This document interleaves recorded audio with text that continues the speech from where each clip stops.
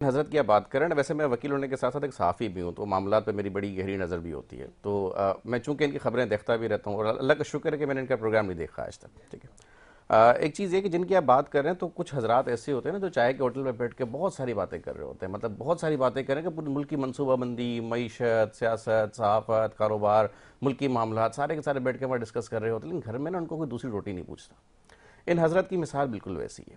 ان کی علمی قابلیت اتنی ہے جس کی پسماندگی کا اظہار انداز آپ یہاں سے لگا لیں کہ آپ اپنے سیمینارز میں، اپنے عوامی اجتماعات میں خواتین کو کھڑا کر دیتے ہیں، ان سے سوال و جواب کر رہے ہوتے ہیں، انہیں کلمے پڑھواتے ہیں، انہیں آپ مسلمان کرتے ہیں، اور دوسری طرف آپ یہ کہتے ہیں کہ اگر کوئی نیوز اینکر بحالت میک اپ اگر آپ کے سامنے موجود ہے، آپ اس کو ٹی وی اسکرین پہ دیکھ رہے ہیں، ٹھیک ہے، آپ اس کو ٹی وی اسکرین پہ دیکھ رہے ہیں اور آپ اس کو 20 سیکنڈ تک لگاتار دیکھتے رہتے ہیں، اور اگر اس کے باوجود آپ کچھ محسوس نہیں ہوتا تو میرا خیال ہے کہ آپ کو جو ہے وہ علاج کی ضرورت ہے اور آپ میڈیکلی انفٹ ہیں. اب جن کی علمی قابلیت یہ ہے، ان سے اگر آپ یہ ایکسپیکٹ کریں کہ وہ واقعہ کربلا پہ روشنی ڈالیں، واقعہ کربلا کو وہ اس پہ اپنی مطالعہ کریں تو مطالعہ کریں، پھر بھی بیان بات ہو دیں، بات سکتی ہے. کریں اس پہ، اور اس کو دو شہزادے قرار دیں. شہزادے تو سوال ہی پیدا نہیں ہوتا. پھر آپ حضور صلی اللہ علیہ وسلم کی ذات پہ سوال اٹھا دیں.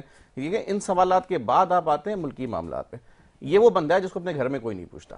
ایسا ہے، بالکل ہاں، ایسا یہ ہی ہے. بین ہوا ہے، ان کا چینل ایسا وہاں ہی ہے، بین ہوا ہوا ہے، ان کی بالکل جو ایسا ہی ریسرچ ہے. فاؤنڈیشن اس پہ بین ہوا ہوا ہے، یہ وہاں سے نکلے ہیں. دوسری بات ہے کہ دنیا کے انٹرنیشنل لیول پہ ان کو بین کر دیا گیا تو انہوں نے پاکستان کا رخ کیا. سر کینیڈا جیسے ملک ان کو بند کر دیا، بالکل مطلب ایسا سمجھ ہی لیں ہے. کہ فرسٹ ورلڈ کنٹریز میں بھی ان کی انٹری بند ہے. تو اب اپنی دکان چمکانے کے لیے پاکستان آ گئے. اب مسئلہ یہ ہے کہ ہمارے جو ملک ہے نا، ہم پاکستانی بیسیکلی اپنی زندگی میں اتنے مصروف ہے کہ ہمارے پاس ایکسٹرنل چیزوں کو ریسپونڈ کرنے کا ٹائم نہیں ہوتا. تو لوگوں کو اپنا منجن بیچنے کے لیے، اپنی تنقید کرنے کی دکان چلانے کے لیے یہ بڑی آسان سی منڈی لگتی ہے کہ یار یہاں آ جاؤ، منجن بیچو. یہاں پہ تفرقہ بہت زیادہ ہے. اب ان کے آنے کا جو پاکستان میں جو نقصان ہوا سب سے بڑا وہ یہ ہے کہ پاکستان میں تفرقہ واریت پہ، لسانیت پہ، عوامی بٹوارہ جو نا بڑا شدید ہے. ان صاحب نے آ کے یہاں پہ ایک الگ سے اپنی ایک دکان چمکا لی، کبھی کراچی میں، کبھی لاہور میں، کبھی کہاں ہے. ان کو ایک کمرشل ایئر لائن کی ایئر ہوسٹس کے ساتھ تصویر کھنچوانا پسند ہے، اس کے ہاتھ سے پھول لینا پسند ہے. لیکن اگر ان کو اسٹیج پہ جا کے 9 عمر بچیاں ان کو اگر وہ شیلڈ پیش کرتی ہیں اعزاز کے طور پہ، تو تو ان کو آپ وہ بیک پسند ہے. چلے جاتے ہیں، تو اتر یہ جاتے ہیں. منافقت، یہ دوہرا معیار، یہ پتہ نہیں کون سا اسلام لے کے آتے ہیں، اس کو نہیں مانتا میں.